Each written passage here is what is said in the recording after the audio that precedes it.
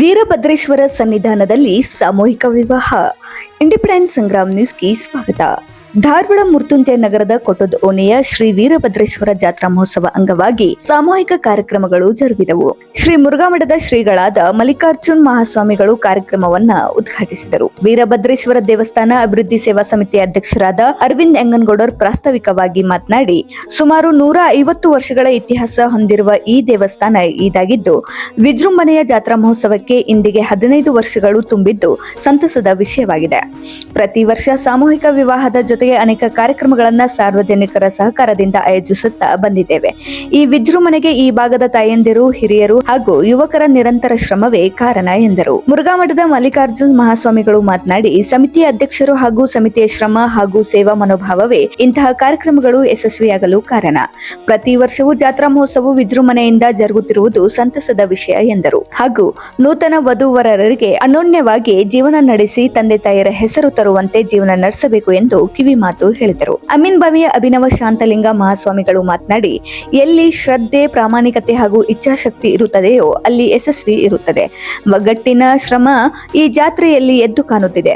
ಸಮಿತಿಯವರು ಇನ್ನೂ ಹೆಚ್ಚು ಇಂತಹ ಕಾರ್ಯಕ್ರಮಗಳನ್ನು ಆಯೋಜಿಸುವ ಶಕ್ತಿ ಆ ಭಗವಂತ ನಿಮಗೆ ನೀಡಲಿ. ನಮ್ಮ ಆಶೀರ್ವಾದ ಸದಾ ನಿಮ್ಮೊಂದಿಗೆ ಇದೆ ಎಂದು ವೀರಭದ್ರೇಶ್ವರ ಸೇವಾ ಸಮಿತಿಯ ಸದಸ್ಯರನ್ನ ಅಭಿನಂದಿಸಿದರು. ಸುಳ್ಳದ ಶ್ರೀ ಶಿವಸಿದ್ದರಾಮೇಶ್ವರ ಮಹಾಸ್ವಾಮಿಗಳು 15 ವರ್ಷಗಳಿಂದ ಅಚ್ಚುಕಟ್ಟಾದ ಕಾರ್ಯಕ್ರಮವನ್ನ 15 ವರ್ಷಗಳಿಂದ ಆಯೋಜಿಸುವುದು ಸಾಮಾನ್ಯ ಕೆಲಸವಲ್ಲ.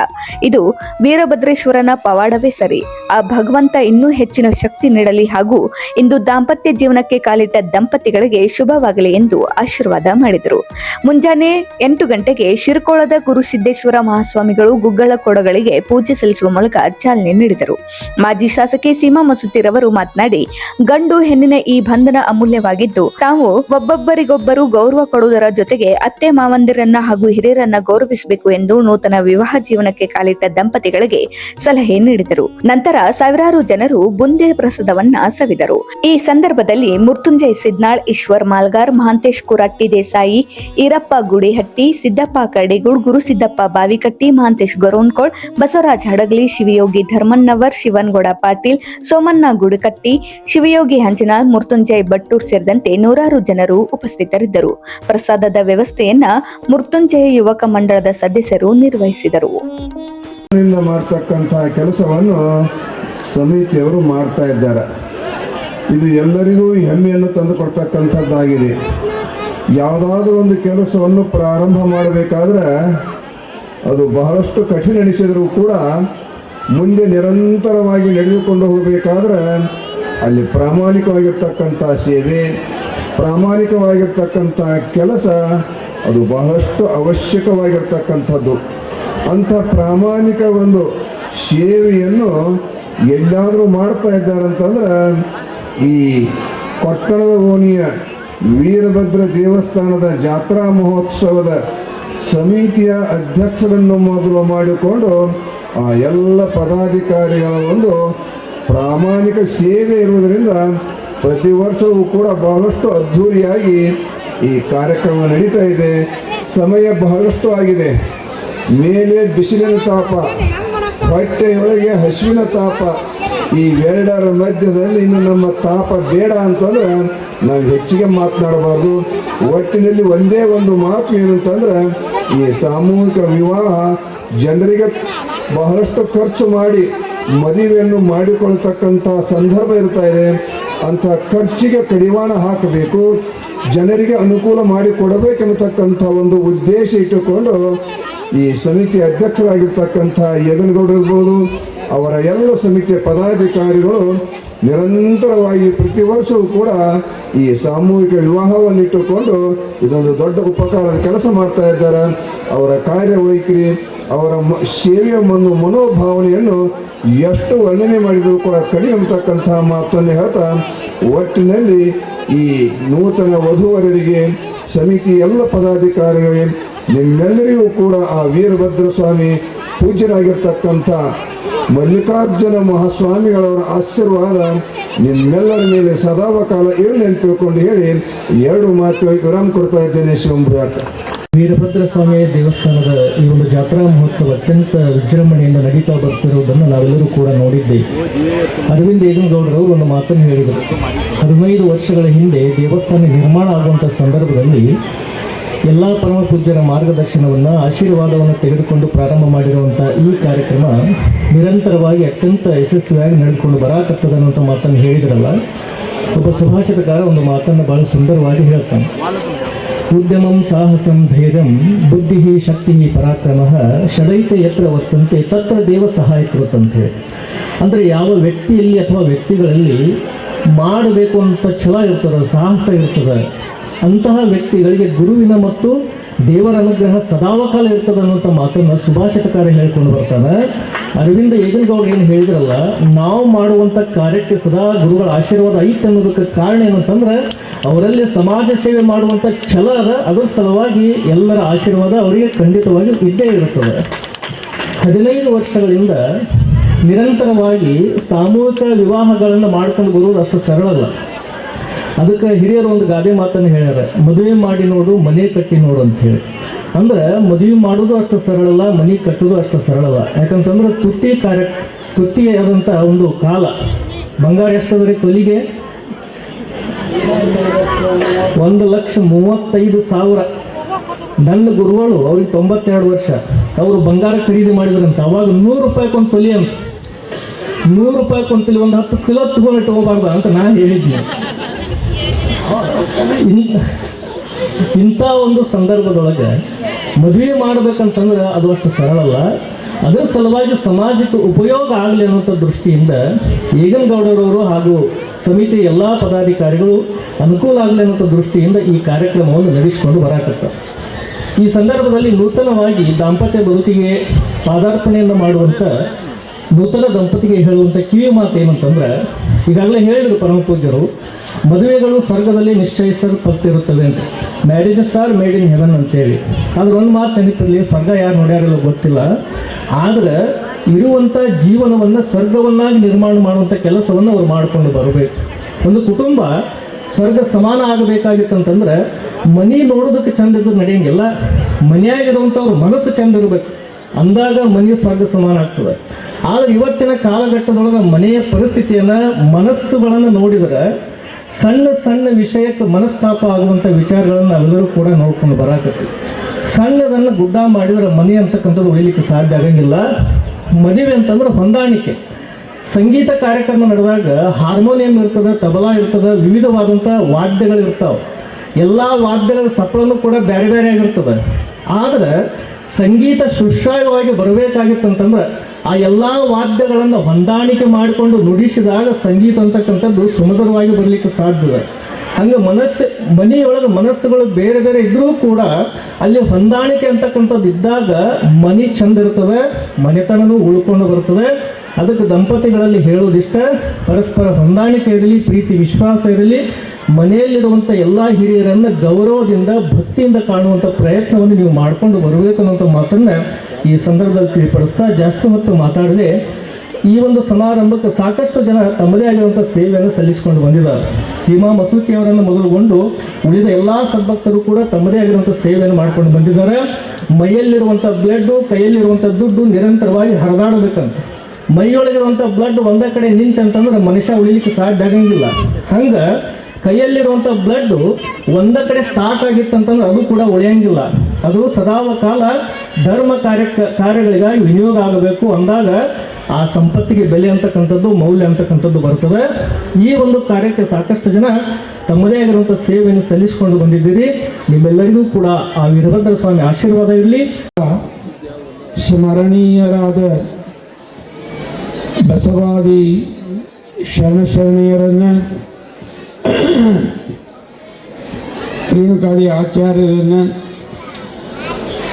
ವೀರಭದ್ರ ಸ್ವಾಮಿಯನ್ನು ಸ್ಮರಿಸಿ ವೇದಿಕೆ ಮೇಲೆ ಮುಹೂರ್ತ ಮಾಡಿರುವಂಥ ಸುಳ್ಳದ ಪೂಜ್ಯರಲ್ಲಿ, ಅಮ್ಮಿನಬಾವಿ ಪೂಜ್ಯರಲ್ಲಿ ಅನಂತ ಭಕ್ತಿಪೂರ್ವಕವಾದ ಪ್ರಣಾಮವನ್ನು ಸಮರ್ಪಿಸಿ, ಅಕ್ಕ ಸೀಮಾ ಮಸೂತಿಯವರೇ, ಅಣ್ಣ ಏಗನಗೌಡರೇ, ಜಾತ್ರಾ ಮಹೋತ್ಸವ ಎಲ್ಲ ಪದಾಧಿಕಾರಿಗಳೇ, ನೂತನ ದಂಪತಿಗಳೇ, ಇಲ್ಲಿ ಸಮ್ಮಿಲಿತರಾಗಿರುವಂಥ ಸಮಸ್ತ ಮಹನೀಯರೇ ಹಾಗೂ ಮಾತೆಯರೇ ಎಲ್ಲರಿಗೂ ಶರಣಾರ್ಥಿ. ವೀರಭದ್ರೇಶ್ವರ ಜಾತ್ರಾ ಮಹೋತ್ಸವದ ಅಂಗವಾಗಿ ನಿನ್ನೆ ವೀರಭದ್ರೇಶ್ವರ ಗುಗ್ಗಳ ಕಾರ್ಯಕ್ರಮ ಅದ್ಭುತವಾಗಿ ನಡೀತು. ಈಗ 2ನೇ ದಿವಸ ಸಾಮೂಹಿಕ ಮದುವೆ. ನಾಳೆ ವೀರಭದ್ರೇಶ್ವರ ರಥೋತ್ಸವ. ನಮ್ಮ ಏಗನಗೌಡರ ಟೀಮ್ ಒಂದು ದೊಡ್ಡ ಅಟಂಬಾಂಬ ಹಾಕ್ತಾರೆ. ಇಲ್ಲಿ ಪಟ್ಟದ ಓಣಿಯೊಳಗೆ ಅದ್ಭುತ ಬಾಂಬ ಹಾಕ್ತಾರೆ. ಒಂದು 4-5 ದಿವಸ ಗದ್ದಲವೇ ಗದ್ದಲ, ಊಟವೇ ಊಟ. ಇದಕ್ಕೆಲ್ಲ ಕಾರಣ ಏಗನಗೌಡರು, ಅವ್ರ ಹಿಂದಿರತಕ್ಕಂಥ ಎಲ್ಲ ಮೆಂಬರ್ಗಳು. ಇಂಥ ದಿನಮಾನದಲ್ಲಿ ಇಂಥ ಧರ್ಮ ಕಾರ್ಯಗಳು ನಡೆಯೋದು ಅಪರೂಪ, ವಿರಳ. ಜನರು ಬೇಕಾದೇನೆಲ್ಲ ಮಾಡ್ತಾರೆ, ಆದರೆ ಧರ್ಮ ಕಾರ್ಯವನ್ನು ಮಾಡೋ ಮನಸ್ಸಿಲ್ಲ. ಆದರೆ ಏಗನಗೌಡರು ನೋಡ್ರಿ, ಒಂದು ಜಾತ್ರಾ ಮಹೋತ್ಸವ ಒಂದು ಸಣ್ಣ ನೆಪ ಇಟ್ಟುಕೊಂಡು ಇಂಥ ಅದ್ಭುತ ಪರೋಪಕಾರ್ಯವನ್ನು ಮಾಡ್ತಾ ಇರೋದು ಇದು ಎಲ್ಲರಿಗೂ ಅನುಕರಣೀಯವಾಗಿರುವಂಥ, ಅಷ್ಟೇ ಮಾರ್ಗದರ್ಶನೀಯವಾಗಿರುವಂಥ. ಪರೋಪಕಾರಾಯ ಫಲಂತಿ ವೃಕ್ಷ, ಪರೋಪಕಾರಾಯ ವಹಂತಿ ನದ್ಯ, ಪರೋಪಕಾರಾಯ ಧುವಂತಿ ಗಾವ, ಪರೋಪಕಾರಾರ್ಥಮಿದಂ ಶರೀರಂ. ಭೂಮಿಯ ಮೇಲೆ ಬೆಳೆದು ನಿಂತಿರುವಂಥ ಅನಂತ ಜಾತಿಯ ಮರಗಳು ಹಣ್ಣನ್ನು ಕೊಟ್ಟು ತಾವು ತಿನ್ನದ ಪರರಿಗೆ ಉಪಕಾರವನ್ನು ಮಾಡ್ತಾವೆ. ಎಂದರ ಮರಗಳ ಹಣ್ಣನ್ನು ತಿಂದಾವೇನು? ಇಲ್ಲ. ಭೂಮಿ ಮೇಲಿರುವಂಥ ಅನಂತ ಜಾತಿಯ ಹಸುಗಳು, ಎಮ್ಮೆಗಳು ತಾವು ಕುಡಿಲಾರದ ಪರರಿಗೆ ಹಾಲನ್ನು ಕೊಟ್ಟು ಸದಾ ಉಪಕಾರವನ್ನು ಮಾಡ್ತಾವೆ. ಭೂಮಿ ಮೇಲೆ ಹರಿಯುವಂಥ ನದಿಗಳು ಸದಾ 84 ಲಕ್ಷ ಜೀವರಾಶಿಗಳಿಗೆ ನೀರನ್ನು ಕೊಟ್ಟು ಪರೋಪಕಾರವನ್ನು ಮಾಡ್ತಾವೆ. ಹಾಗನೇ ಪರೋಪಕಾರಾರ್ಥ ಇದಂ ಶರೀರ. ಈ ಶರೀರ ಈ ಭೂಮಿಗೆ ಬಂದದ್ದು ಎದಕ್ಕೆ ಅಂದರೆ ಪರರಿಗೆ ಸದಾ ಒಳ್ಳೆಯದನ್ನು ಮಾಡೋದಕ್ಕಾಗಿ ಅಂತ. ಶಂಕರಾಚಾರ್ಯ ಹೇಳ್ತಾರೆ, ತತ್ತದಖಿಲಂ ಶಂಭೋ ತವಾರಾಧನ. ಮಾಡುವ ಕಾರ್ಯಗಳೆಲ್ಲ ಭಗವಂತನ ಆರಾಧನೆ ಆಗಬೇಕಂತೆ, ಭಗವಂತನ ಪೂಜೆ ಆಗಬೇಕಂತ. ಆಗ ಒಳ್ಳೆಯ ಕಾರ್ಯಗಳನ್ನು ಮಾಡ್ತಾ ಇರೋದು ಭಾಳ ಸಂತೋಷ. ಈ ಸಲ ಜಾತ್ರಾ ಮಹೋತ್ಸವದ ಅಂಗವಾಗಿ ಸುಮಾರು 4-5 ಜೊತೆ ಸಾಮೂಹಿಕ ವಿವಾಹವನ್ನು ಏರ್ಪಾಡು ಮಾಡಿ ಇಂಥ ಪೂಜ್ಯರನ್ನು ಬರಮಾಡಿಕೊಂಡು ಸಾನ್ನಿಧ್ಯದೊಳಗೆ ಇಂಥ ಕೆಲಸ ಮಾಡ್ತಾ ಇರೋದು ಪರಮಾನಂದ, ಪರಮ ಸಂತೋಷ. ಇಂಥ ಧಾರ್ಮಿಕ ಕಾರ್ಯಕ್ರಮಗಳು, ಪರೋಪಕಾರ ಕಾರ್ಯಕ್ರಮಗಳು ಜರುಗ್ತಾನೆ ಇರಬೇಕು. ಇಂಥವು ಇನ್ನೂ ಅಲ್ಲಷ್ಟು ಇಲ್ಲಷ್ಟು ನಡೀತಾವೆ ಅಂತ ತಿಳ್ಕೊಂಡು ಭೂಮಿ ಮೇಲೆ ಮಳೆ ಆಗಕತ್ತೈತಿ, ಬಿಸಿಲು ಬೀಳಾಕತ್ತೈತಿ, ಬೆಳೆದಂಗೆ ಬೀಳಾಕತ್ತೈತಿ, ಇವೆಲ್ಲ ನಿಂತರೆ ಅವು ನಿಂತು ಹೋಗ್ತಾವೇನೋ ಅಂತ ಅನಿಸುವಷ್ಟು ಮಟ್ಟಿಗೆ ಚಿಂತಾಜನಕವೇ. ಅದಕ್ಕೆ ಸಾಧ್ಯವಾದಷ್ಟು ಅನಿತ್ಯಾನಿ ಶರೀರಾಣಿ ವಿಭವೋ ನೈವ ಶಾಶ್ವತ ನಿತ್ಯಂ ಸನ್ನಿಹಿತು ಮೃತ್ಯು ಕರ್ತವ್ಯೋ ಧರ್ಮ ಸಂಗ್ರಹ. ಶರೀರ ಅನಿತ್ಯ, ಯಾವಾಗ ಡಮ್ ಅಂತದ್ದು ಹೇಳಕ್ಕೆ ಬರೋಂಗಿಲ್ಲ. ಸಂಪತ್ತು ಕೂಡ ಅಷ್ಟೇ ಅನಿಶ್ಚಿತ, ಯಾವಾಗ ಹೋಗ್ಬೇಕು ನಮ್ಮನ್ನು ಕೈ ಬಿಟ್ಟು ಅಂತ ಹೇಳಕ್ಕೆ ಬರೋಂಗಿಲ್ಲ. ಹಾಗೆ ಮೃತ್ಯು ಅನ್ನೋದು ಸದಾ ನಮ್ಮ ಹಿಂಬಡನ ತುಳಿತಿರ್ತೈತೆ, ಅದು ಯಾವಾಗ ನಮ್ಗೆ ತೊಗೊಂಡು ಹೋಗ್ತೈತಿ ಹೇಳೋಕ್ಕಾಗಲ್ಲ. ಇಷ್ಟೆಲ್ಲ ಅನಿಶ್ಚಿತಿ ಇರುವಾಗ ಒಂದಿಷ್ಟು ತಿಳುವಳಿಕೆಯಿಂದ ಧರ್ಮ ಕಾರ್ಯಗಳನ್ನು ಮಾಡಬೇಕಂತ ನೀವು ಟಿವಿಯಲ್ಲಿ ವೀಕ್ಷಿಸಬಹುದು. ಈಗಿನ ಮೊನ್ನೆ ಪ್ರಸಾದ ಚಲೋ ಐತಿ, ನೀವೇನು ಚಿಂತೆ ಮಾಡಬೇಡ್ರಿ. ನಮ್ಮ ವೀರಭದ್ರೇಶ್ವರ ಜಾತ್ರಾ ಕಮಿಟಿಯವರು ಹೊಸರಗಡಿಗೆ ಎಂಬಂತ ಹಾಸ್ಯಭರಿತ ನಾಟಕವನ್ನ ತಾವೆಲ್ಲ ನೋಡುವ ಬರೀತೀರಿ. ಕಾಮಧೇನು ಕಲ್ಪವೃಕ್ಷ ಮದುವೆಯ ಭಾಗ್ಯವನ್ನ ಕರುಣಿಸುವಂತ ವೀರಭದ್ರ ಇವತ್ತ ನಮ್ಮ ಸಾಮೂಹಿಕ ಜಾತ್ರೆಯಲ್ಲಿ ಪೂಜೆಯನ್ನು ತೆಗೆದಾಗ ಮಾತ್ರ ಸಂಸಾರ ಆಗ್ತದೆ. ಆ ಸಂಸಾರದಲ್ಲಿ ಇವತ್ತಿನ ನವಜೋಡಿಗೆ ಗ್ರಾಹಕರೇ, ಸೆಕೆಂಡ್ ಹ್ಯಾಂಡ್ ವಾಹನ ಬೇಕಾ? ಕಾರ್ ಮತ್ತು ಬೈಕ್ ಬೇಕಾದರೆ ನ್ಯಾಷನಲ್ ಆಟೋ ಕನ್ಸಲ್ಟೆಂಟ್ಗೆ ಭೇಟಿ ನೀಡಿ. ಇಲ್ಲಿ ಎಲ್ಲ ತರಹದ ಸೆಕೆಂಡ್ ಹ್ಯಾಂಡ್ ಬೈಕ್ ಮತ್ತು ಕಾರುಗಳು ಸಿಗುತ್ತದೆ. ವಿಶೇಷವೇನೆಂದರೆ ಲೋನ್ ಮೂಲಕ ವಾಹನ ಖರೀದಿ ಮಾಡಬಹುದು. ನೀವು ಭೇಟಿ ನೀಡಬೇಕಾದ ಸ್ಥಳ old DSP circle, BSL office near KC park, Dharwad. Mobile ಸಂಖ್ಯೆ 7348821313 9008447288. ಈ ನಂಬರ್ಗೆ ಹೆಚ್ಚಿನ ಮಾಹಿತಿಗಾಗಿ ಸಂಪರ್ಕಿಸಬಹುದು.